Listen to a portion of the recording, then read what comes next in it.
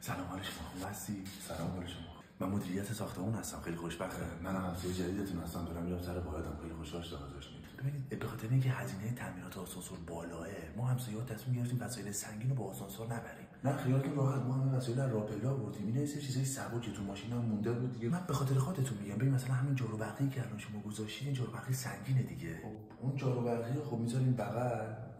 چیز روشن دیگه ندارید؟ ببین مثلا این کارتونه هم خودش وزنش زیاده دیگه و برش دارید بهتره. کارتون خالیه، مثلا کارتون خالیه تو ماشین مونده بود دیگه، گفتم بیارم بالا بذارم تو. برش دارید بهتره. امر دیگه نداری؟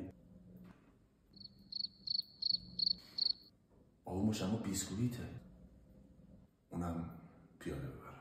خودم میتونم سوار آسانسور شم؟ اختیار دارید، این چرفی البته خیلی بخوری شما هم باید با پله برید دیگه. چی؟